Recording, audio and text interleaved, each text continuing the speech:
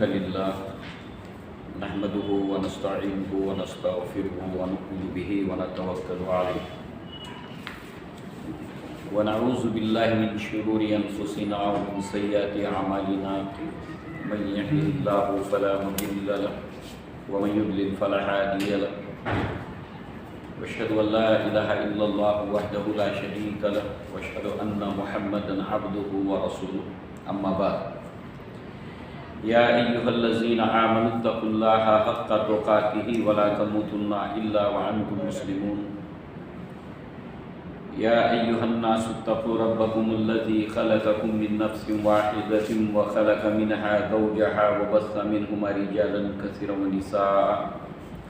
واتقوا الله الذي تساءلون به والأرحام إن الله كان عليكم رقيبا يا أيها الذين آمنوا اتقوا الله وقولوا قولا سديدا يصلح لكم أعمالكم ويغفر لكم ذنوبكم ومن يطع الله ورسوله فقد فاز فوزا عظيما فإن خير الحديث كتاب الله وخير الهدي هدي محمد صلى الله عليه وسلم وشر الأمور محدثاتها وكل محدثة بدعة وكل بدعة ضلالة وكل ضلالة في النار وقال الله تبارك وتعالى والذين جاءوا من بعدهم يقولون ربنا اغفر لنا ولإخواننا الذين سبقونا بالإيمان ولا تجعل في قلوبنا غلا للذين آمنوا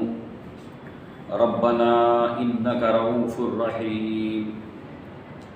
رب اشرح لي صدري ويسر لي أمري واحلل عقدة من لساني يفقهوا قولي اللهم أرنا الحق حقا وارزقنا اتباعه وأرنا الباطل باطلا وارزقنا اجتنابه آمین یا رب العالمین۔ سیرت عبد الرحمن ابن عوف رضی اللہ عنہ اس عنوان کی آج دوسری کڑی ہے۔ اس نسبت سے ہم نے سورہ حشر کی ایک آیت کو سنا۔ اللہ تعالیٰ نے قرآن مجید میں صحابہ کرام کی عظمت اور ان کی فضیلت میں آیات نازل کی۔ ان آیات میں سورہ توبہ کی آیت نمبر 100 کو ہم سن چکے ہیں، اور ہر وہ آیت جو صحابہ کی فضیلت اور شان میں نازل ہوئی ہے اس میں اللہ تعالیٰ نے بعد کے ایمان والوں کے لیے کوئی نہ کوئی نصیحت، کوئی نہ کوئی رہنمائی اس میں رکھی ہے۔ جیسے سورہ توبہ کی اس آیت نمبر 100 میں اللہ تعالیٰ نے فرمایا والذین اتبعوہم بإحسان، جو کوئی ان کی اتباع کریں گے احسن درجے میں، بہترین انداز میں ان صحابہ کی پیروی کریں گے، پھر اللہ نے ان آیات کے اندر اس آیت میں ان کے لیے جو انعام ہے اس کا اللہ نے ذکر کیا، صحابہ کی اتباع کا انعام۔ اسی طرح آج وعلیکم السلام سورہ حشر کی آیت نمبر 10 میں بھی اللہ تعالیٰ نے صحابہ کی فضیلت، ان کی منقبت میں یہ آیت نازل کی۔ اس میں اللہ تعالیٰ نے صحابہ کی فضیلت کے تعلق سے کیا فرمایا اور ہمارے لیے صحابہ کو لے کر کیا نصیحت کی، اور وہ لوگ جو آئیں گے ان کے بعد من بعدہم، یہ بعدہم ہم غائب کا صیغہ، غائب جمع کا صیغہ صحابہ کرام کے لیے، جو ان کے وہ لوگ جو ان کے بعد میں آئیں گے، یقولون وہ کہتے ہیں، یعنی ان صحابہ کے تعلق سے بعد میں آنے والے لوگ یہ کہتے ہیں، یقولون ربنا، اے ہمارے رب، یہ دعا ہے، ربنا اغفر لنا، اے اللہ ہماری مغفرت فرما، ہمارے گناہوں کو معاف فرما، وَلِإِخْوَانِنَا الَّذِينَ سَبَقُونَا بِالْإِيمَانِ، اور ہمارے وہ بھائی ان کی بھی مغفرت فرما جو ہم سے ایمان میں سبقت لے گئے، ہم سے پہلے ایمان لائے، ایمان میں ہم سے سبقت لے گئے۔ وَلَا تَجْعَلْ فِي قُلُوبِنَا غِلًّا لِّلَّذِينَ آمَنُوا، اور ہمارے دلوں میں ان کے لیے کینہ، بغض، عداوت نہ پیدا فرما، وہ لوگ جو ایمان لائیں۔ ربنا، اے ہمارے رب، انک رؤوف الرحیم، کہ بے شک تو رؤوف ہے اور رحیم ہے۔ گویا کہ صحابہ کرام کے لیے اور ہم سے پہلے جو ایمان لائے تھے ان کے لیے اللہ تعالیٰ نے ہمیں سکھایا کہ ہم ان کے لیے یہ دعا کریں۔ گویا کہ ہماری جو دعائیں ہم اللہ تعالیٰ سے مانگتے ہیں، ہم اپنے آپ سے ایک سوال بھی کریں، کیا ہم اپنی دعاؤں میں صحابہ کرام کو شامل کرتے ہیں؟ تو گویا کہ یہ دعا ہمیں مانگنی چاہیے، اپنی دعاؤں میں اس دعا کو شامل کرنا چاہیے۔ اللہ تعالیٰ نے ہمیں اس کا حکم دیا، اور پھر اس دعا کو لے کر اس کی شرح کے اندر، اس کی تفسیر کے اندر مفسرین اور اسلاف نے جو بات بیان کی کہ اس کے اندر بعد میں آنے والوں کے لیے وہ لوگ بھی شامل ہو جائیں گے اس دعا میں، شرط یہ ہے کہ وہ اہل ایمان ہو، اہل تقویٰ ہو، اور اس کے ساتھ ساتھ جو ہے وہ انصار اور مہاجرین کے لیے وہ مومن مانتے ہیں۔ انصار صحابہ، مہاجرین صحابہ کو مومن مانتے ہیں، ان کے لیے دعائیں مغفرت کرنے والے ہوں، یعنی بعد میں آنے والے، ہم بھی اس میں شامل ہیں، پھر ہمارے بعد آنے والے، ان کے لیے دعائیں مغفرت مانگنے والے ہوں، ان کے ایمان میں شک کرنے والے نہ ہوں، اور ان کے اوپر لان تان، شب و ستم، انہیں برا بھلا کہنے والے نہ ہوں، اور پھر ان کے لیے اپنے دل میں کسی طرح کا کوئی بغض، کوئی اناد نہ رکھتے ہوں۔ تو گویا کہ قرآن مجید میں اللہ تعالیٰ نے صحابہ کی فضیلت میں آیات نازل کی، اور ہر جگہ ہمارے لیے اس میں کوئی نہ کوئی ہدایت اور رہنمائی رکھی، اور یہ آج کی آیت ہے۔ لہذا اس آیت کو لے کر عائشہ صدیقہ رضی اللہ عنہا کا ایک اثر ہے، اور اس کے ساتھ، اس اثر کے ساتھ اللہ کے نبی کی ایک حدیث جو ہے وہ مرکب صورت میں آئی ہے۔ آپ فرماتی ہیں امرتم بالاستغفار لاصحاب محمد صلی اللہ علیہ وسلم، تمہیں حکم دیا گیا تھا کہ استغفار کریں محمد صلی اللہ علیہ وسلم کے صحابہ کے لیے، ان کے ساتھیوں کے لیے۔ فسببتموہم، تو تم نے ان پر لعن طعن کی، ان پر شب و ستم کیا۔ سمعت نبیکم، میں نے تمہارے نبی محمد رسول اللہ صلی اللہ علیہ وسلم سے میں نے سنا ہے، لا تذهب هذه الامہ حتی یلعن آخرها اولها، یہ امت اس وقت تک ختم نہیں ہوگی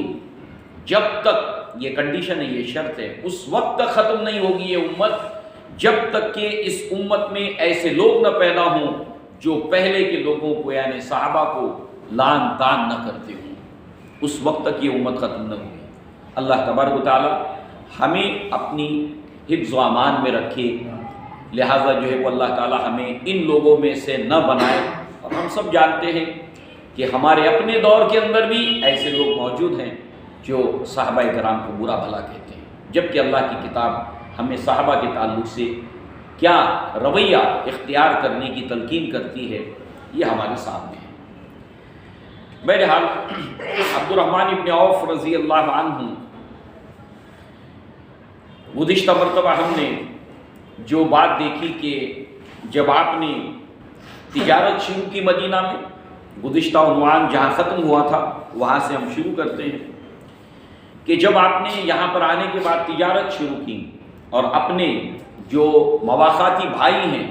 ان سے کچھ بھی لینا پسند نہیں کیا، بس یہ کہا کہ مجھے بازار دکھاؤ، اور آپ نے کاروبار شروع کیا، تجارت شروع کی، اور پھر اللہ تعالیٰ نے اتنی برکت عطا کی کہ آپ نے ایک مرتبہ اللہ کے نبی صلی اللہ علیہ وسلم کے سامنے جو 8000 درہم آپ کے پاس اثاثہ تھا، اس میں سے 50%، آدھا نصف جو ہے وہ اللہ کے نبی صلی اللہ علیہ وسلم کو پیش کیا اللہ کی راہ میں۔ لہذا جو ہے وہ اللہ کے نبی صلی اللہ علیہ وسلم نے اس بات پر آپ کو دعا دی۔ وہ دعا کیا تھی؟ بارک اللہ لک، اللہ تعالیٰ آپ کو برکت دے، فیما امسکتا و فیما آتیتا، جو کچھ آپ نے چھوڑا ہے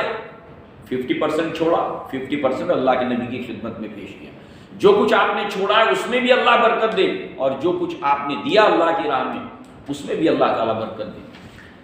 اللہ کے نبی کی اس دعا کی ایسی برکت ہوئی عبد الرحمن ابن عوف رضی اللہ عنہ کے لیے، اور اس کی مثال ہم اس سے پہلے بھی دیکھ چکے ہیں۔ اللہ کے نبی نے جس کسی کے لیے دعا کی اس کی برکتوں کا ظہور وہ تا حیات دیکھتے رہے، جس کسی کو اللہ کے نبی صلی اللہ علیہ وسلم نے دعا کی۔ اور اس حوالے سے ہم نے انس بن مالک رضی اللہ عنہ کی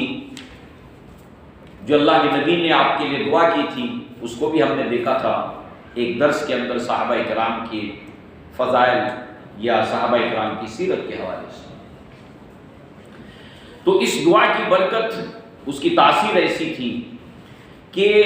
آپ خود فرماتے ہیں کہ مجھے ایسا گمان ہوتا تھا، یعنی اتنی برکت دی اللہ تعالیٰ نے کہ جہاں ہاتھ ڈالتے تھے برکت ہی برکت، پیسہ ہی پیسہ،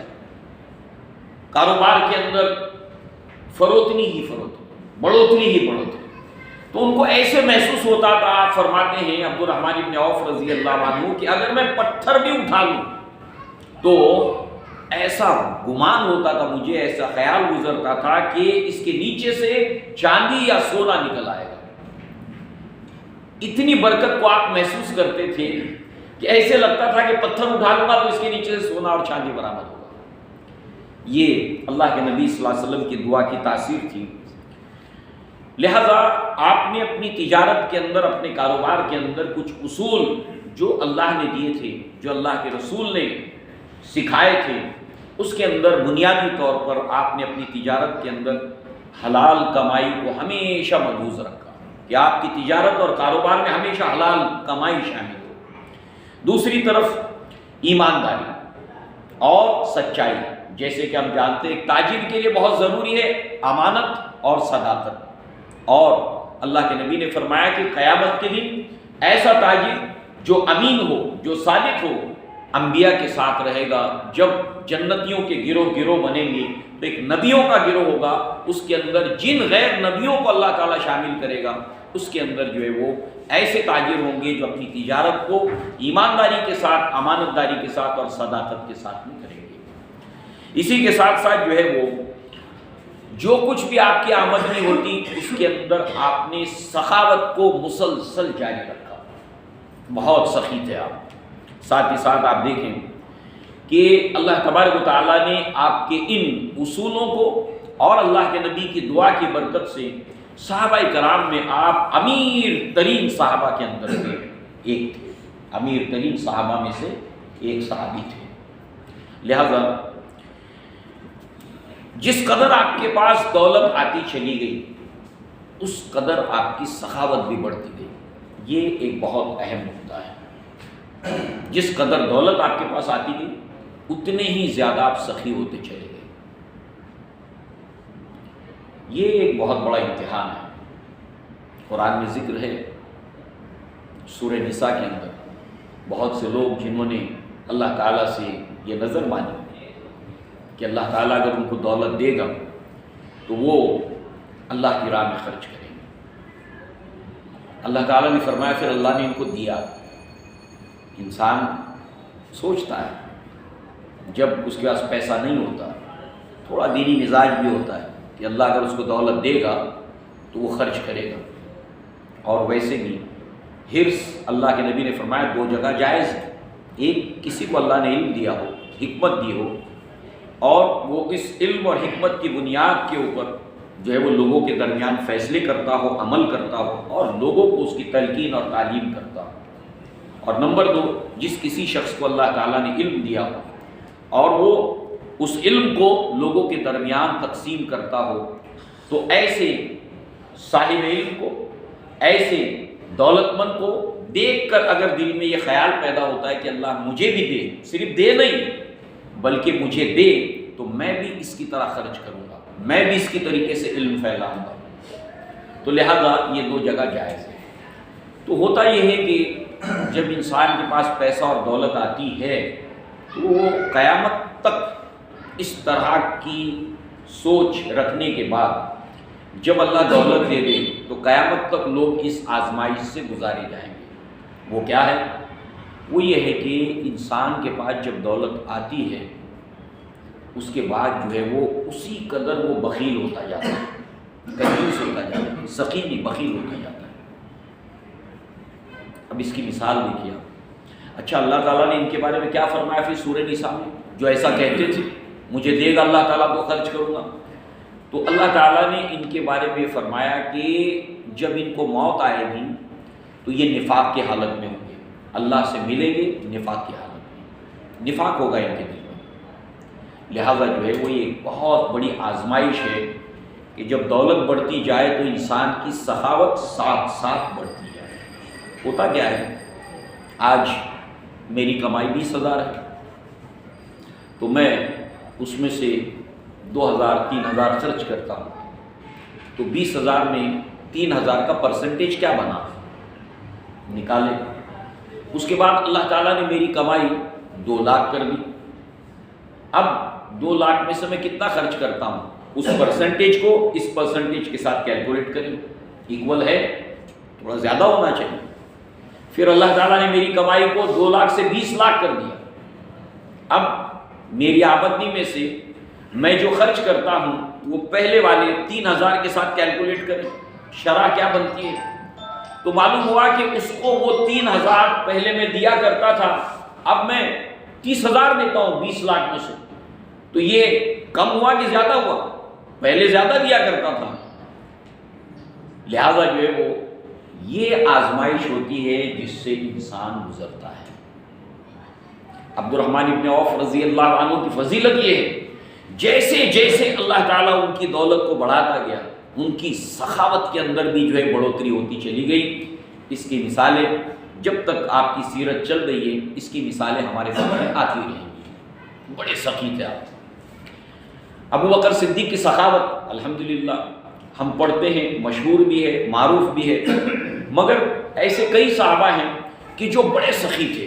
ان میں عبد الرحمن ابن عوف رضی اللہ عنہ بھی تھے، اور ایسے سخی تھے کہ عائشہ صدیقہ رضی اللہ عنہا نے آپ کے لیے دعا کی ہے، صحابہ نے آپ کی سخاوت کی وجہ سے دعا کی ہے۔ اللہ کے نبی کی دعا تو ہمارے سامنے ہے، مگر صحابہ کرام نے، ام المؤمنین نے آپ کی سخاوت کے اوپر جو ہے وہ آپ کے لیے دعائیں دی ہیں، اور ایسی ایسی دعائیں دی ہیں انشاءاللہ ہمارے سامنے آئیں گی۔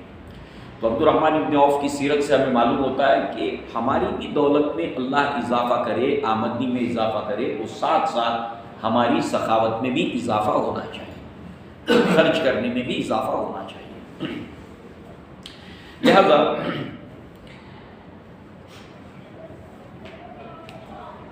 صرف یہ نہیں ہے کہ آپ تجارت کرتے تھے، بلکہ اس کے ساتھ ساتھ آپ زراعت بھی کرتے تھے۔ آپ نے کئی ایسی زرخیز زمینیں خریدی تھی اپنے پیسے سے، تجارت تو چل رہی تھی مگر اس کے ساتھ ساتھ سائملٹینیسلی آپ نے زرخیز زمینیں خریدی، اور وہاں پر زراعت ہوتی تھی، کھیتی باڑی ہوتی تھی، اور آپ کے ان کھیتوں میں، آپ کے ان باغوں کے اندر 20 اونٹ خاص تھے، اسی کام کے لیے وہ 20 اونٹ خرید کر لگائے ہوئے تھے۔ وہ وہاں پر جو ہے وہ ان کھیتوں کو اور باغوں کو سیراب کیا کرتے تھے پانی سے، ایریگیشن صرف اسی کے لیے وقف تھے، یعنی دونوں طرف سے، تجارت کے ذریعے سے بھی دولت اور زراعت کے ذریعے سے بھی دولت، دونوں طرف سے جو ہے وہ دولت جو ہے وہ گویا کہ اس کی برسات جو ہے وہ عبد الرحمن بن عوف رضی اللہ عنہ کی زندگی میں جو ہے وہ یہ برکت آئی دولت کی، اور اسی اعتبار سے آپ جو ہے وہ اللہ کی راہ میں خرچ بھی کرتے تھے۔ پھر ایک اور آزمائش آتی ہے کہ دولت انسان کو اللہ کی راہ میں جد و جہد اور محنت سے دور کر دیتی ہے، انسان غافل ہو جاتا ہے۔ اللہ تعالیٰ نے قرآن میں اس کو کئی جگہ، یہ فضیلت کیوں ہے صحابہ کی عبد الرحمن بن عوف، کہ کوئی چیز جو ہے وہ ان کو جو آزمائش بنتی ہے ان آزمائش میں سے وہ کامیابی کے ساتھ باہر نکلے۔ آدمی پھنس جاتا ہے جب دولت آتی ہے۔ اللہ تعالیٰ نے سورہ آل عمران کے اندر جو کھیتی ہے، سواریاں، مہر لگے ہوئے گھوڑے ہیں، مویشی ہے، عورتوں کی محبت ہے، سونے چاندی کے ڈھیر ہیں، ساری کے ساری چیزیں جو ہے وہ انسان کے دل کے اندر اس کی محبت کو کھبا دیا گیا ہے۔ اور یہ جب محبت کھبا دی جاتی ہے، انسان کے دل میں محبت یہ بیٹھ جاتی ہے، اس کا نتیجہ یہ نکلتا ہے کہ پھر جو ہے وہ انسان جو ہے وہ اس کے اندر اس قدر کھو جاتا ہے کہ دین سے غافل نہ صرف ہوتا ہے بلکہ اس کے ساتھ ساتھ جو ہے وہ دین کی راہ میں جد و جہد سے بھی دور ہو جاتا ہے۔ بھاگ جاؤ اللہ کی راہ میں محنت کرنا کہ ہماری ڈیوٹی ایک مسلمان کی حیثیت سے کہ ہم اللہ تعالیٰ کے دین کے لیے اپنا وقت لگائیں، اپنی صلاحیتیں لگائیں۔ صرف کماتے ہی رہیں گے کیا؟ صرف کمانا ہی زندگی کا مقصد ہے؟ روزی تو تم کو ہر حال میں ملنے والی ہے، جو اللہ نے مقدر کی ہے، موت اس سے پہلے آنی نہیں ہے۔ موت کا وقت مقرر ہے، ایک سانس ایکسٹرا نہیں ملے گی، ایک سیکنڈ ایکسٹرا نہیں ملے گا، اور اس سے پہلے جب موت آئے گی انسان اپنی روزی کو مکمل کرے گا، نہ ایک پانی کا قطرہ اس کا چھوٹے گا جو اس کے مقدر میں تھا، نہ ایک دانہ اناج کا وہ باقی رہے گا جو اس کے مقدر میں۔ یہ تو ہو کر رہنے والی چیز ہے۔ تو پھر جو ہے وہ اس کی خاطر جو ہے وہ انسان اللہ کی راہ میں محنت نہ کرے، جد و جہد نہ کرے، ایک طرف مال خرچ کرتا رہے اور بذل نفس اپنی جان کو بھی اس کے اندر لگاتا رہے، محنت کرتا رہے اللہ تعالیٰ کے دین کی راہ کے اندر سائملٹینیسلی۔ یہ صحابہ کی زندگی ہے، یہ صحابہ کی سیرت ہے۔ لہذا یہ تمام دنیا کی دولت، تجارت، زراعت آپ کو غافل نہیں کر سکی اللہ تبارک تعالیٰ کی نہ یاد سے، نہ عبادت سے، نہ اللہ کی راہ میں جد و جہد کرنے سے۔ اللہ تعالیٰ نے سورہ توبہ میں جگہ جگہ یہ عنوان بیان کیا، جگہ جگہ بغیر بسم اللہ الرحمن الرحیم کے سورت شروع ہوتی ہے۔ قل، اے نبی کہہ دیجیے، ان کان آباؤکم و ابناؤکم و اخوانکم و ازواجکم و عشیرتکم و اموال اقترفتموها و تجارت تخشون کسادها و مساکن ترضونها احب الیکم من اللہ و رسولہ و جہاد فی سبیلہ فتربصوا حتی یأتی اللہ بامرہ۔ اللہ تعالیٰ پھر ایسے فاسقوں کو ہدایت نہیں دیتا۔ ایک طرف یہ 8 محبتیں ہیں، 8 محبتوں میں 5 محبتیں رشتہ داریاں، پیسہ آتا ہے آدمی اپنی رشتہ داریوں کے اندر کھو جاتا ہے، اسی لیے کہا گیا تمہاری جو ہے وہ اولاد اور تجارت اللہ کی یاد سے تمہیں غافل نہ کرے۔ یہ 5 انسانی رشتے، ہیومن ریلیشنز، باپ، بیٹے، بھائی، بیویاں، رشتہ دار، ایک پردے میں۔ اس کے ساتھ ساتھ مکانات جو انسان نے ڈیکوریشن کیے، اتنا محنت سے مکان کو سجایا، ڈیکوریٹ کیا ہے۔ اگر 50 لاکھ کا فلیٹ ہے تو اس کے اوپر جو ہے 50 لاکھ کا ڈیکوریشن ہے۔ ایسے گھر کو چھوڑے گا کوئی اور چھوڑ کر مسجد تک آئے؟ اللہ کی راہ میں محنت کرتے ہوئے یہاں سے وہاں بھاگ دوڑ کرے۔ مکانات جو ڈیکوریٹ کیے تم نے، تجارت کہ اگر اس کام میں لگ جاؤں گا تو میری تجارت ٹھپ پڑ جائے گی، میرے کاروبار کا نقصان ہو جائے گا۔ اور ساتھ ہی ساتھ جو ہے وہ اللہ تبارک تعالیٰ نے یہ 3 مال سے متعلق محبتیں، 5 ہیومن ریلیشنز، رشتہ داری کے متعلق، 8 اس پلڑے میں، 3 اس پلڑے میں، اللہ کی محبت، اس کے رسول کی محبت اور اس کی راہ میں اپنا جان مال کھپانے کی جد و جہد۔ پلڑا کون سا بھائی؟ پلڑا کون سا بھائی؟ تو عبد الرحمن بن عوف کی فضیلت یہ ہے کہ پیسہ نہ ہو تو کوئی معاملہ نہیں، اتنی دولت ہونے کے باوجود آپ ان کی سیرت کو چیک کریں، کبھی غافل نہیں ہوئے، اسٹارٹ ٹو اینڈ مذاق ہے۔ فضیلت ایسی ملی، عشرۂ مبشرہ میں ایسے ہی شامل ہوئے، کبھی غافل نہیں۔ لہذا جو ہے وہ اللہ کے نبی صلی اللہ علیہ وسلم نے جب مدینہ ہجرت کی تو اس کے بعد غزوہ بدر سے پہلے کئی سریات ہیں، غزوہ اور سریہ، اسلام کی راہ میں ہونے والی جو جنگیں ہیں، مہمات ہیں، اس کے اندر غزوہ وہ ہے جس کے اندر اللہ کے نبی نے بنفس نفیس شرکت کی، آپ خود شامل ہوئے اس کے اندر، وہ غزوہ ہے اور وہ قریب 28 کے قریب ہیں۔ پھر سریات ہیں، یعنی جس میں اللہ کے نبی شریک نہیں ہوئے مگر اللہ کے نبی نے کسی کو امیر بنایا، کسی کو ذمہ دار بنایا اور ان کے ساتھ میں اللہ کے نبی صلی اللہ علیہ وسلم نے صحابہ کرام کو بھیج دیا۔ وہ 10 بھی تھے، وہ 20 بھی تھے، اور پھر بڑی تعداد میں 300 1000، اور مدینہ ہجرت کرنے کے بعد جو سب سے دور دراز کا سریہ جس میں اللہ کے نبی نہیں تھے، اللہ کے نبی نے عبد الرحمن ابن عوف کو امیر بنایا اور 300 صحابہ کی جماعت کے ساتھ میں آپ کو دونت الجندل کی طرف بھیجا، جو سب سے دور کا فاصلہ تھا پہلی مرتبہ مدینہ سے نکل کر۔ اس سے پہلے سب اس سے قریب قریب کے تھے۔ اس کے جو امیر تھے وہ عبد الرحمن ابن عوف تھے، مگر وہ 5 یا 6 نبوی ہجری میں پیش آیا، ہم اس وقت اس کو دیکھیں گے۔ خلاصہ کلام یہ ہے کہ آپ نے سریات کے اندر اور اس کے ساتھ ساتھ غزوات کے اندر شرکت کی، اور ہر غزوے میں آپ نے شرکت کی۔ اللہ کے نبی صلی اللہ علیہ وسلم کا پہلا غزوہ جو ہے وہ غزوہ بدر ہے، اور آخری غزوہ تبوک ہے۔ یہاں سے لے کر وہاں تک سارے غزوات میں عبد الرحمن ابن عوف نے شرکت کی، سوا اس کے سریات میں، کبھی امیر بنائے گئے اور کبھی کسی امیر کے ماتحتی کے اندر۔ لہذا جو ہے وہ آپ نے جو ہے وہ ان کے اندر شرکت کی۔ ساتھ ہی ساتھ جہاں عبد الرحمن ابن عوف کی کئی جو ہے وہ فضیلتیں ہیں کہ جہاں آپ عشرہ مبشرہ میں شامل ہیں، جہاں آپ سابقون الاولون کے اندر شامل ہیں، مہاجر حبشہ بھی ہیں، مہاجر مدینہ بھی ہیں، اس کے ساتھ ساتھ جو ہے وہ آپ اللہ کے نبی صلی اللہ علیہ وسلم کے سپہ سالار صحابہ کی جو فہرست بنتی ہے، سپہ سالار صحابہ، کمانڈر صحابہ، تو ان صحابہ کی ایسی کئی فہرستوں میں عبد الرحمن ابن عوف کا نام ادھر بھی آئے گا، ادھر بھی آئے گا، ادھر بھی آئے گا، ادھر بھی آئے گا۔ تو ان فہرستوں میں جو اللہ کے نبی کے سپہ سالار صحابہ کی فہرست ہے، اس کے اندر بھی عبد الرحمن ابن عوف کا نام آتا ہے۔ بڑے جری تھے، بہت بہادر تھے، لہذا جو ہے وہ اب غزوہ بدر کا جہاں تک تعلق ہے بہت مشہور ہے، بہت معروف ہے۔ اس کے اندر عبد الرحمن ابن عوف رضی اللہ عنہ کا نے شرکت کی اللہ کے نبی صلی اللہ علیہ وسلم کے ساتھ، اور اللہ تبارک و تعالیٰ نے اس غزوے کے بارے میں صحابہ کرام کے کفاران قریش کے مقابلے میں طاقت کے اعتبار سے اور دنیاوی اسباب کے اعتبار سے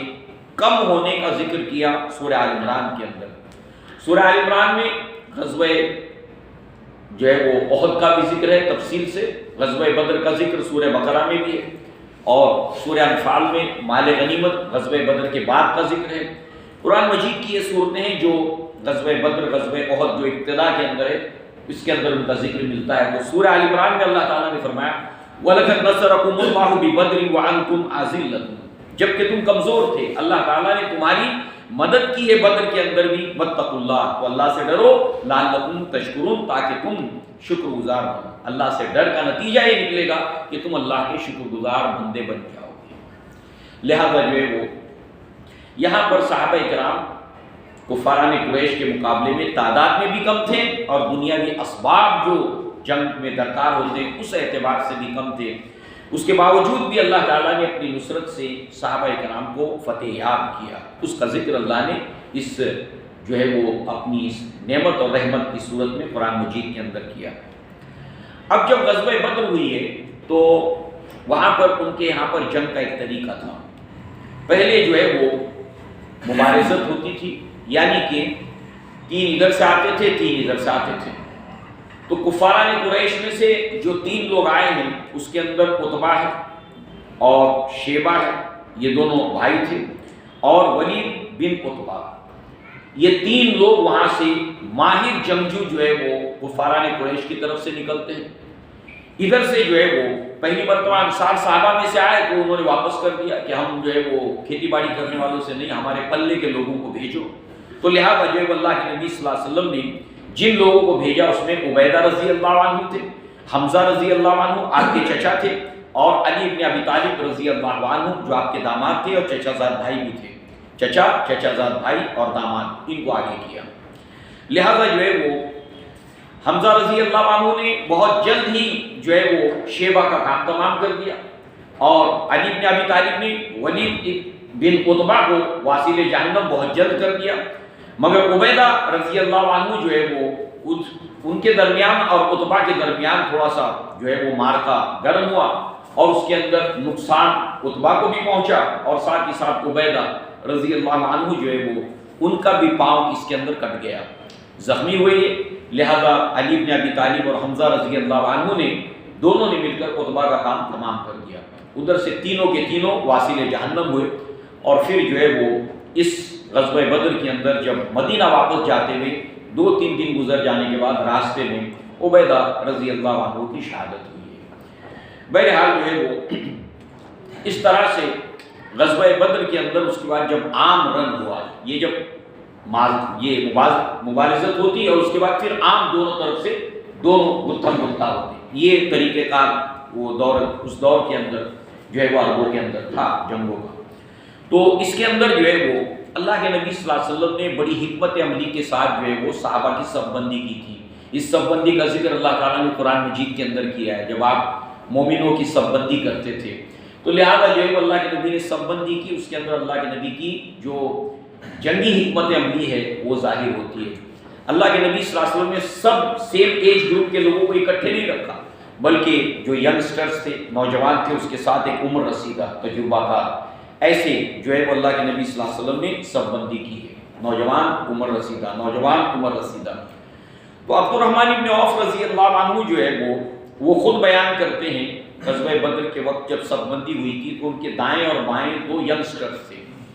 اور دونوں بھائی تھے، معاذ رضی اللہ عنہ اور معوذ رضی اللہ عنہ، یہ دونوں بھائی تھے، سگے بھائی۔ ایک کی عمر 14 سال تھی اور دوسرے کی عمر 16 سال، 14-17 کے درمیان میں دونوں کی عمریں تھیں، بالکل یم تھے، اور درمیان میں عبد الرحمن ابن عوف رضی اللہ عنہ۔ تو اس پر جو ہے وہ انہوں نے عبد الرحمن ابن عوف سے پوچھا، عبد الرحمن ابن عوف کہتے ہیں کہ مجھ سے انہوں نے پوچھا کہ چچا ابو جہل کون ہے؟ سامنے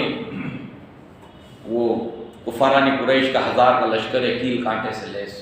یہ ان میں ابو جہل کون ہے؟ اور اس وقت جو ہے وہ ان میں وہ کہاں ہے، اس ٹائم وہ کدھر ہے؟ تو عبد الرحمن ابن عوف نے کہا کہ تمہیں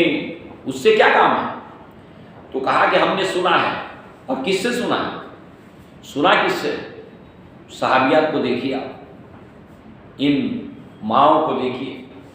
اپنے دونوں بچوں کو وہ بتایا کرتی تھی کہ یہ شخص ہے جو اللہ کے نبی کو بہت ستاتا ہے، میرے بچوں، یہ شخص ہے جو اللہ کے نبی کو بہت ستاتا ہے۔ صحابیات نے جو رول ادا کیا ہے اسلام کے لیے، جو قربانیاں دی ہیں جو دکھائی نہیں دیتی، ظاہر سی بات ہے بڑی قربانیاں ہیں، پیرلل میں اللہ تبارک و تعالیٰ نے، اللہ کے نبی صلی اللہ علیہ وسلم نے، ان کے فضائل، ان کے مناقب کے اندر بھی اللہ کے نبی صلی اللہ علیہ وسلم کی احادیث ہیں۔ جب صحابہ کا ذکر ہوگا تو اس کے اندر صحابیات بھی شامل ہیں۔ لہذا جو ہے وہ ہم نے سنا ہے کہ وہ اللہ کے نبی صلی اللہ علیہ وسلم کو برا بھلا کہتا ہے، اللہ کے نبی صلی اللہ علیہ وسلم کو ستاتا ہے، پریشان کرتا ہے۔ لہذا ہم ارادہ کر کے چلے ہیں، یا تو وہ واصل جہنم ہوگا یا ہم شہادت پائیں گے۔ یہ عبد الرحمن ابن عوف روایت کرتے ہیں، میرے اڑوس پڑوس میں 2 نوجوان بہرحال۔ اس کے بعد عبد الرحمن ابن عوف کی نظر پڑی ابو جہل کے اوپر، جو پورا زرہ وغیرہ پورا پہنے ہوئے اور وہ لشکر کے سامنے اکڑ کر جو ہے وہ کمانڈنگ کر رہا تھا، اور اکڑ کے ساتھ میں اللہ تعالیٰ نے کفاران قریش کا مکہ سے اکڑ کے ساتھ، گھمنڈ کے ساتھ نکلنے کا ذکر قرآن میں کیا۔ اب یہ تو سردار تھا بہرحال، اکڑ جو ہے اس کے ساتھ میں وہاں پر وہ ٹہل رہا تھا۔ اللہ کے نبی صلی اللہ عبد الرحمن ابن عوف نے جو ہے وہ کہا کہ وہ رہا تمہارا شکار۔ کہتے ہیں کہ میرا کہنا تھا کہ وہ دونوں بالکل کمان سے جیسے تیر نکلتا ہے، سننے کی دیر تھی، تیزی کے ساتھ میں، یعنی ان کے اندر ایک مقابلہ تھا کہ کون ابو جہل کو سب سے پہلے واصل جہنم کرتا ہے۔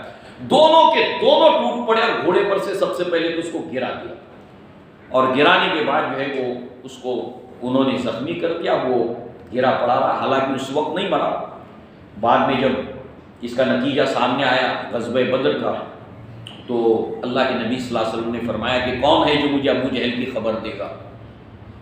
تو عبداللہ ابن مسعود رضی اللہ عنہ جاتے ہیں، اور وہ جو ڈھیر ہے لاشوں کا، 70 لاشیں کفاران قریش کی تھیں، اس کے اندر جو ہے وہ شناخت کر لیتے ہیں، ابھی سانسیں چل رہی ہے، کچھ ہوش بھی ہے اس کو۔ تو عبداللہ ابن مسعود جو ہے وہ اس کے سینے کے اوپر پاؤں رکھ دیتے ابو جہل کے، اس مغرور کے سینے پہ پاؤں رکھتے ہیں اور اپنا خنجر نکالتے ہیں اس کی گردن اتارنے کے لیے۔ تو اس وقت جو ہے وہ اس کا گھمنڈ دیکھیے، اس کا کبر دیکھیے، وہ کہتا ہے کہ اے بھیڑ بکریاں چرانے والے انسان، چراوا ہے، تو نے پاؤں بہت اونچی جگہ پہ رکھ دیا ہے، سینے پہ پاؤں رکھا تھا۔ اس کے بعد جب وہ خنجر لے کر آگے بڑھتے ہیں گردن اتارنے کے لیے، تو کہتا ہے کہ گردن تھوڑا نیچے سے اتارنا، اوپر سے نہیں، تھوڑا نیچے سے کاٹنا،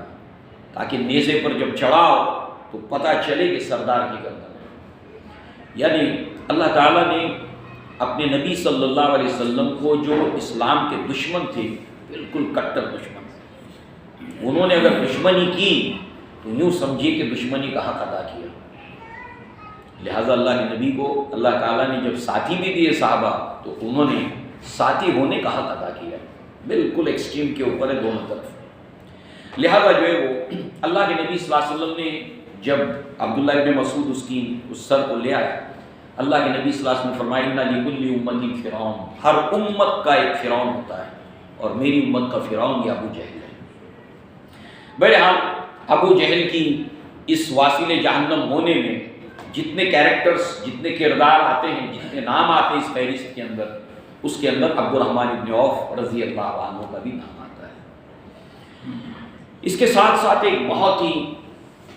ایسی حدیث جو بخاری کے اندر ہے 2301 نمبر کی، اور بخاری رحمہ اللہ اس کو کتاب الوکالہ میں لائے، وکالت، حمایت، اس کا چیپٹر، اس کی کتاب، اور باب قائم کیا ہے کہ مسلمان کا کسی حربی کو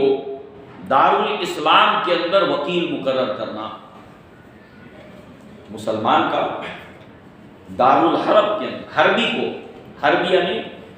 ایسا کافر، ایسا مشرک جس کے خلاف جنگ ڈکلیئر ہو گئی، حربی، حرب جنگ کو کہتے ہیں، اس کو جو ہے وہ وکیل مقرر کرنا دارالاسلام کے اندر اور دارالامن کے اندر جائز ہے۔ اب دیکھیے اس کے راوی خود عبد الرحمن ابن عوف ہیں رضی اللہ عنہ۔ بڑی سبق آموز بات عبد الرحمن ابن عوف کی زندگی سے ہم کو اسی روایت کے ذریعے سے، مفصل بہت لمبی روایت ہے، اور خود راوی عبد الرحمن ابن عوف ہیں اور غزوہ بدر سے ریلیٹڈ ہے۔ لہذا دارالامن کے اندر، دارالاسلام کے اندر عبد الرحمن ابن عوف ہیں، اور دارالحرب امیہ ابن خلف جو بدر کے اندر مسلمانوں کے خلاف آیا ہے۔ ان دونوں کے درمیان پہلے سے ایک تحریری معاہدہ تھا، وہ یہ کہ دارالامن کے اندر تم میری حمایت کرو گے، میرے وکیل رہو گے، اور دارالحرب کے اندر میں تمہارا۔ لہذا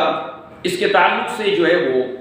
مکہ کے اندر تمہارے حقوق کی حفاظت میں کروں گا، اور یہاں پر دارالامن میں میرے حقوق کی حفاظت تم کرو گے۔ لہذا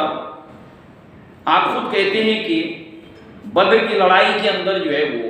جب یہ جنگ ہو رہی تھی، اس وقت جو ہے وہ میں نے کچھ زرہیں جمع کی۔ زرہ مطلب جو ہے جنگی لباس ہوتا ہے لوہے کا جو پہنا جاتا ہے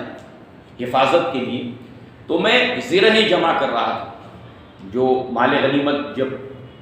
جمع ہوا تو اسی کے تعلق سے سورہ انفال میں آیت نازل ہوئی، کیونکہ اس سے پہلے جو ہے وہ اس کے تعلق سے کوئی حکم نہیں تھا، اور پچھلے انبیاء کو مال غنیمت جائز نہیں تھا۔ اللہ کے نبی نے فرمایا کہ اللہ تعالیٰ نے مجھے 6 چیزوں سے دوسرے انبیاء کے مقابلے میں فضیلت دی ہے، فضلت علی الانبیاء بست، 6 چیزوں سے اللہ تعالیٰ نے گزشتہ انبیاء کے مقابلے میں مجھے فضیلت دی ہے، اس میں سے ایک مال غنیمت میرے لیے حلال اور جائز قرار دیا گیا۔ تو پھر چونکہ اس سے پہلے جو ہے وہ ظاہر سی بات ہے جو جہالت میں ہوتا تھا، اسلام سے پہلے سے ہوتا تھا، اسی طریقے سے جو ہے وہ اب کیا اس کا حکم ہے؟ تو اللہ کے نبی صلی اللہ علیہ وسلم مومنین صحابہ سے پوچھتے ہیں مال غنیمت کے بارے میں، یسألونک عن الانفال، اے نبی آپ سے مال غنیمت کے بارے میں پوچھتے ہیں۔ پھر اللہ تعالیٰ نے فرمایا مال غنیمت اللہ اور اس کے رسول کے لیے ہے، لہذا تم اپنی اصلاح کرو۔ ابتدا میں سورہ انفال میں یہ کہا گیا، پھر آگے چل کے جب آیتیں چلتی ہے تو اللہ تعالیٰ نے اس کی تقسیم کے بارے میں اہل ایمان کو بتایا کہ یہ مال غنیمت کا حکم کیا ہے۔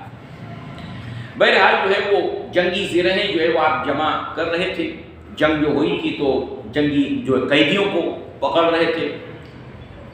70 کم سے کم قیدی جو ہے وہ کفاران قریش کے وہ جنگی قیدی بنائے گئے تھے جن کو مسجد نبوی میں بعد میں رکھا گیا تھا۔ لہذا جو ہے وہ اس کے بعد جو ہے وہ انہوں نے جب یہ زرہیں جمع کی تو اس وقت امیہ ابن خلف جو ہے وہ ان سے کہتا ہے کہ تم اس زرہوں کے مقابلے میں کیا مجھے لینا پسند کرو گے؟ میں اس سے بہتر ہوں۔ تو لہٰذا وہ اور اس کا بیٹا امیہ ابن خلف اور اس کا بیٹا اور یہ زرہیں، اب یہ منظر ہے۔ تو اس وقت جو ہے وہ یہ ہوا کہ اس کے تعلق سے، اس حدیث کے تعلق سے جو شارحین حدیث نے، حافظ ابن حجر نے جو شرح کی ہے، بہت ہی پیاری شرح کی ہے، جس میں بہت کچھ ہمارے لیے سبق آموزی ہے۔ نمبر ایک یہ ہے کہ عبد الرحمن ابن عوف نے جو امیہ ابن خلف کو، بعد میں آپ خود کہتے ہیں کہ میرا قیدی بھی گیا اور جو ہے وہ زرہیں بھی گئی، اللہ تعالیٰ بلال کے اوپر رحم کرے، تو گویا کہ دو باتیں اس روایت کے ذریعے سے معلوم ہوتی ہیں۔ ایک یہ کہ اس کافر کو عبد الرحمن ابن عوف نے جو بچانے کی کوشش کی تھی، تو اس کے اندر آگے چل کے تفصیل آئے گی اس کی، تو اس کے تعلق سے جو ہے وہ ایک حسن ظن رکھنا اہل ایمان کا کہ آپ نے اللہ کے نبی صلی اللہ علیہ وسلم کو اس کی اطلاع دی، یہ گمان رکھنا، اور اس پر اللہ کے نبی صلی اللہ علیہ وسلم نے انکار نہ کیا، اور اس طریقے سے جو ہے وہ ہم کو یہ ملتا ہے بعد میں کہ بعد میں جو 70 قیدی ہاتھ آئے تھے تو اللہ کے نبی صلی اللہ علیہ وسلم نے اس کے تعلق سے مشورہ کیا، گرچہ کہ اللہ تبارک و تعالیٰ نے اس کے اوپر ناراضگی کا اظہار کیا، مگر ان 70 قیدیوں کے تعلق سے جو مشورہ کیا اللہ کے نبی صلی اللہ علیہ وسلم نے، تو ابوبکر صدیق کا، دیگر صحابہ کا جو ایک مشورہ تھا وہ یہ تھا کہ ان سب کو فدیہ دے کر چھوڑ دیا جائے۔ عین ممکن ہے کہ اسلام کا حسن اور یہ یوم الفرقان جو ثابت ہوئی ہے، یہ اسلام میں داخل ہو جائیں، یہ ایمان میں داخل ہو جائیں، لہذا جو ہے وہ اس بنیاد کے اوپر، اور ساتھ ہی ساتھ جو ہے وہ عبد الرحمن ابن عوف جو ہے وہ ان کو بچا کر دوبارہ مکہ بھیجنا چاہتے تھے، ان دونوں کو، اور ساتھ ہی ساتھ مکہ بھیجنے کا مقصود یہ تھا کہ یہ قائد تھا، امیہ ابن خلف قائد تھا، لیڈ کر رہا تھا، تو ظاہر سی بات ہے کہ اس کے ذریعے سے اس کے متبعین کے اندر، اس کے فالوورز کے اندر ایک انتشار پیدا ہوگا، اور اس کے ذریعے سے اسلام کو نقصان ہونے سے رہ جائے گا، یہ اس کے پیچھے حکمت عملی تھی۔ اور ساتھ ہی ساتھ اس طرح کے اقدام کے اندر دو باتوں کا ہونا ضروری ہے۔ نمبر ایک یہ ہے کہ اس کے ذریعے سے اسلام کو نقصان نہ ہو، اہل ایمان کو نقصان نہ ہو، اور اس کے ذریعے سے کفار اور مشرکین کے اندر اگر انتشار ہو اور ساتھ ہی ساتھ ان کا نقصان ہو رہا ہو تو یہ چیز کی تمیز انسان کے اندر ہو۔ اس طرح کا واقعہ غزوہ تبوک کے اندر بھی ہم کو ملتا ہے، جب ایک نئے ایمان لائے تھے نعیم رضی اللہ عنہ، انہوں نے اللہ کے نبی کی خدمت میں آ کر جو ہے وہ کہا کہ اللہ کے نبی صلی اللہ علیہ وسلم میں ان کے درمیان انتشار پیدا کر سکتا ہوں، اللہ کے نبی صلی اللہ علیہ وسلم نے اجازت دی۔ اللہ کے نبی صلی اللہ علیہ وسلم نے فرمایا، 3030 نمبر کی روایت ہے، اللہ کے نبی نے فرمایا الحرب خدعۃ، جنگ ایک چال ہے، تو جتنی اچھی اسٹریٹجی ہوگی تو اللہ کے نبی صلی اللہ علیہ وسلم نے جو ہے یہاں پر ان کو اجازت دی تھی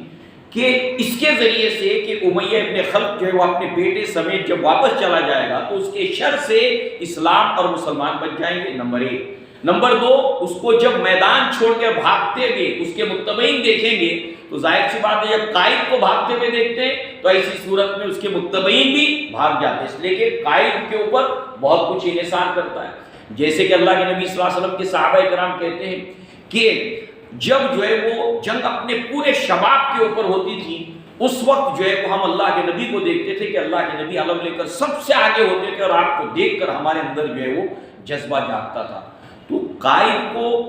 ہمت ہارتا ہوا جب دیکھتے ہیں متبعین اس کے فالوورز، ان کی بھی ہمت ٹوٹ جاتی ہے، لہذا جو ہے وہ یہ تمام کے تمام چیزیں اس کے پیش نظر تھیں۔ مگر ہوا کیا کہ آگے جو ہے وہ کہتے ہیں کہ یہ تمام کے تمام مقاصد جو ہے وہ پیش نظر تھے کہ یہ اگر اس وقت موت سے بچ جائے گا اور فرار ہو کر بھاگ جائے گا تو اس کے نتیجے کے اندر اس کے متبعین بھی ہمت ہار جائیں گے،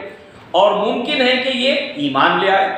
ساتھ ہی ساتھ جو ہے وہ اس کے ذریعے سے مقصد یہ ہے کہ کفار کی شان و شوکت اور ان کے دبدبے کو توڑنا اس کا مقصد تھا، اور ساتھ ہی ساتھ ان کی جماعت کو منتشر کرنا جو ہے وہ اس کا مقصد تھا، اور مسلمانوں کے خلاف ہونے والی ریشہ دوانیوں سے اسلام کو اور اہل ایمان کو بچانا اس کے ذریعے سے مقصود تھا۔ لہذا آپ دیکھیں کہ اس کے بعد ہوا یہ کہ بلال رضی اللہ عنہ نے دیکھ لیا امیہ ابن خلف کو، اور اس کے بعد وہ انصار کی ایک جماعت تھی، وہاں پر پہنچے بلال رضی اللہ عنہ، اور کہا کہ وہ دیکھو وہ امیہ ابن خلف، بتایا یہ امیہ ابن خلف، انصار صحابہ کو بتایا۔ اب انصار صحابہ کی جماعت جو اٹھی ہے اور سب نے جو ہے اس کو فالو کیا، وہ اور اس کے بیٹے کو۔ عبد الرحمن ابن عوف نے ان کو آتے ہوئے دیکھا تو اس کے بعد میں ان کے بیٹے کو چھوڑ دیا کہ یہ ان کے اندر مشغول ہو جائیں گے، اور اس کے بعد جو ہے وہ جب اس کو بھی قتل کر دیا بلال رضی اللہ عنہ اور انصار کی جماعت نے، تو اس کے بعد جو ہے وہ قریب آنے لگے امیہ ابن خلف کے پاس۔ تو اس وقت جو ہے وہ میں نے کہا قلت لہو، میں نے امیہ ابن خلف سے کہا ابرک، بیٹھ جاؤ، فبرکا، تو وہ بیٹھ گیا۔ اس کے بعد میں فَأَلْقَيْتُ عَلَيْهِ نَفْسِي، تو میں نے اپنے آپ کو اس کے اوپر دے دیا تاکہ بچ جائے، اس کو قیدی بنا کر میں اللہ کے نبی صلی اللہ علیہ وسلم کی خدمت میں پیش کروں جیسے دوسرے 70 قیدی تھے۔ مگر ہوا یہ کہ اس کے بعد جب یہ سب انصار صحابہ آئے تو انہوں نے جو ہے وہ اس کو نیچے سے جو ہے وہ تلواروں سے چھلنی کر دیا، وہ قتل ہو گیا۔ تو اس پر جو ہے وہ اسی دوران جو ہے وہ آپ کے پاؤں کے اوپر بھی ایک زخم لگا، تو لہٰذا اس واقعے کے ساتھ بعد میں جب آپ سناتے تھے تو وہ زخم بھی بتاتے اس واقعے کے ساتھ میں یہ زخم مجھے کس وجہ سے لگا تھا۔ تو لہٰذا اس کے بعد آپ کہتے تھے کہ اللہ تبارک تعالیٰ بلال رضی اللہ عنہ پر رحم فرمائے کہ میری زرہیں بھی جو قبضے میں تھی وہ گئیں، اور اس کے ساتھ ساتھ جو ہے وہ میرے قیدی بھی جو ہے وہ چلے گئے۔ بہرحال اس طریقے سے اس واقعے کو جو ہے وہ آپ سناتے ہیں۔ لہذا اس غزوہ بدر کے اندر جو ہے وہ آپ نے اپنی بہادری کے اور جرأت کے جوہر دکھائے، اور اس کے اندر کئی زخم آپ کو آئے، اور آپ نے کئی کفاران قریش میں سے کئیوں کو واصل جہنم کیا۔ لہذا آپ نے غزوہ بدر، اس سے پہلے ہونے والے سریات جو ایک بڑی تعداد کے اندر ہیں، اس کی اپنی حکمت ہے۔ جب ہم سیرت کو پڑھتے ہیں اللہ کے نبی صلی اللہ علیہ وسلم کی، تو سب سے پہلے جو چیز اجاگر ہو کر سامنے آتی ہے کسی بھی مسلمان کی، جو لٹریٹ مسلمان ہے، لٹریٹ مطلب پڑھا لکھا مسلمان ہے، پڑھا لکھا مراد بنیادی اعتبار سے نہیں، دینی اعتبار سے، اس کے سامنے سب سے پہلے جو چیز اجاگر ہو کر آتی ہے وہ غزوہ بدر ہے، جو سب سے پہلے 17 رمضان المبارک 2 ہجری کے اندر ہوئی تھی، مگر اس سے پہلے کئی سریات ہوئے، کئی مہمات ہیں جس میں اللہ کے نبی خود شریک ہوئے ہیں، اور وہ تمام کے تمام بہت اہم ہیں۔ اس اعتبار سے اہم ہیں کہ گویا اسی نے جو ہے وہ اس یوم الفرقان کی تمہید رکھی ہے، اس کی بنیاد رکھی ہے، اور اس طرح سے ان تمام سریات کے اندر میں سے کئی سریات ہیں جس کے اندر جو ہے وہ عبد الرحمن ابن عوف شامل تھے، اس پہلے غزوے میں بھی آپ شامل تھے، اور اللہ تبارک و تعالیٰ نے جہاں جہاں صحابہ کرام کی فضیلت کو بیان کیا ہے، آپ شروعات سے دیکھتے چلیں، سابقون الاولون عبد الرحمن ابن عوف اس میں آ جاتے ہیں، عشرہ مبشرہ عبد الرحمن ابن عوف آ جاتے ہیں، اسی طریقے سے مہاجرین صحابہ کے اندر آپ آ جاتے ہیں، سپہ سالار صحابہ کے اندر آپ آ جاتے ہیں، اور بدری صحابہ جنہوں نے غزوہ بدر کے اندر حصہ لیا، اللہ تبارک تعالیٰ نے ان کی مغفرت کر دی، اللہ تعالیٰ نے ان کو معاف کر دیا، اللہ تعالیٰ نے ان کے اوپر اپنی مغفرت کا قلم پھیر دیا۔ اب وہ اللہ کے نبی نے کئی روایت میں فرمایا کہ اب وہ جو چاہے کریں، مگر یہ بات اور ہے کہ انہوں نے جو چاہا کیا نہیں ہے، مگر آپ ان کو لائسنس دیکھیے کیا ملا ہے۔ بدر کے اندر جو صحابہ کرام شریک تھے، اللہ تعالیٰ نے ان کے اوپر مغفرت کا قلم پھیر دیا۔ اللہ کے نبی کے جملے یہاں تک ملتے ہیں بدری صحابہ کو لے کر کہ آپ وہ جو چاہے کریں۔ ایسے کئی واقعات آتے ہیں جو بدری صحابہ کے تعلق سے، مثال کے طور پر حاتب ابن بلتہ رضی اللہ عنہ، یہ ایک صحابی رسول بدری صحابی۔ اب ہوا کیا تھا؟ ہوا یہ تھا کہ اس کا ذکر جو ہے وہ اللہ تعالیٰ نے جو ہے وہ 28ویں پارے میں جو صورتیں آتی ہیں اس کے اندر اللہ تعالیٰ نے اس کا ذکر کیا ہے۔ تو اللہ تبارک و تعالیٰ نے فتح مکہ کے وقت میں انہوں نے خط جو ہے وہ روانہ کیا تھا مکہ کے اندر ایک قریش کے سردار کے ہاتھ میں، اور اس وقت جو ہے وہ اللہ تعالیٰ نے اپنے نبی صلی اللہ علیہ وسلم کو اس کی خبر دی۔ جب اللہ کے نبی صلی اللہ علیہ وسلم کو اللہ تعالیٰ نے وہی جو ہے وہ غیر مطلوع کے ذریعے سے اس کی خبر دی، تو اللہ کے نبی صلی اللہ علیہ وسلم نے ان کو طلب فرمایا. تو عمر بن الخطاب نے کہا کہ اللہ کے نبی صلی اللہ علیہ وسلم مجھے اجازت دے کہ میں ان کی گردن مار دوں. اللہ کے نبی صلی اللہ علیہ وسلم نے فرمایا کہ عمر تمہیں کیا معلوم کہ اللہ تبارک و تعالیٰ بدری صحابہ کی جو ہے مغفرت کر چکا. تو بہرحال جو ہے وہ بدری صحابہ کی اپنی فضیلت ہے. اور عبد الرحمن ابن عوف رضی اللہ عنہ جہاں جہاں فضیلت آتی ہے صحابہ کرام کی وہاں وہاں پر ہم کو نظر آتے ہیں. ان میں بدری صحابہ میں بھی آپ شامل ہیں. لہذا جو ہے وہ اس کے بعد مدنی زندگی کے اندر اللہ کے نبی صلی اللہ علیہ وسلم کے ساتھ 10 سال تک مدینہ کے اندر، پھر اس کے بعد میں جو ہے وہ ابو بکر صدیق رضی اللہ عنہ کے 2.25 سال، اس کے بعد جو ہے وہ عمر بن الخطاب رضی اللہ عنہ کے 10 سال، عثمان بن عفان رضی اللہ عنہ کے دور خلافت تک بھی آپ رہے. اور انشاءاللہ العزیز ہم دیکھیں گے آگے عبد الرحمن بن عوف کی سیرت کو. اللہ تعالیٰ سے دعا ہے کہ اللہ تعالیٰ ہمیں اپنے ان پیارے بندوں اور ان صحابہ کرام کی زندگی کو، سیرت کو پڑھنے کی توفیق عطا فرمائے، اور اس نیت کے ساتھ میں کہ اللہ تبارک تعالیٰ نے ہمیں ان کی اتباع کرنے کا حکم دیا، اور جہاں جہاں اللہ تعالیٰ نے ان صحابہ کرام کو لے کر ہمیں جو کوئی حکم دیا ہے اللہ تعالیٰ ہمیں اس کے اوپر عمل کرنے کی توفیق عطا فرمائے. اور اللہ تبارک تعالیٰ آخرت کے اندر ہمیں ان صحابہ کرام کی جماعت کے اندر، ان کی معیت کے اندر اللہ تبارک تعالیٰ ہمیں جو ہے وہ رکھے. اس لیے کہ اللہ کے نبی صلی اللہ علیہ وسلم نے فرمایا کہ دنیا کے اندر انسان جس سے محبت کرتا ہے، جن کو عزیز رکھتا ہے، اللہ تبارک تعالیٰ آخرت میں انہی کے ساتھ وہ ہوگا. لہذا یہاں پر جو ہے اللہ کے نبی صلی اللہ علیہ وسلم کے صحابہ کرام اس بات کی خواہش کیا کرتے تھے کہ آخرت میں جیسے دنیا میں اللہ کے نبی کا صحابہ کرام کا ساتھ ملا ہے، ایسے ہی ساتھ جو ہے وہ انہیں آخرت میں بھی ملیں، اس کی وہ خواہش کیا کرتے تھے. اور اس کو لے کر غمگین بھی رہا کرتے تھے کہ اللہ تعالیٰ ہمیں اللہ کے نبی کے ساتھ، صحابہ کی جماعت کے ساتھ رکھے گا. لہذا جو ہے وہ اللہ تعالیٰ نے سورہ نساء میں آیت نازل کی. وہ آیت جو ہے وہ مع الذین انعم اللہ علیہم، کہ اللہ تعالیٰ ان کو ساتھ دے گا ان لوگوں کا جن کے اوپر اللہ نے انعام فرمایا.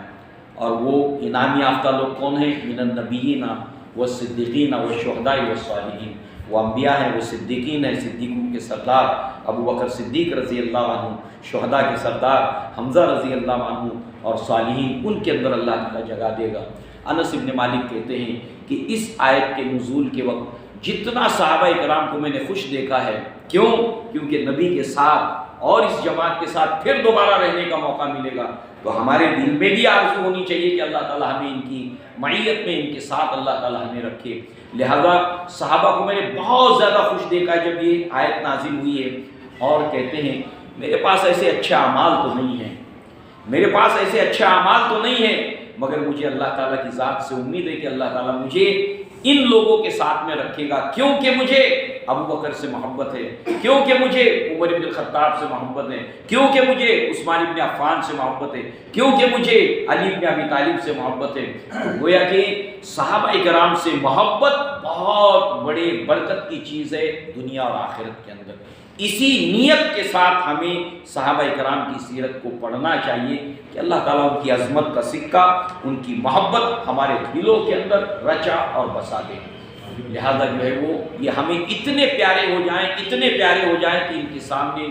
ہمارے لیے کوئی اتنا پیارا نہ ہو.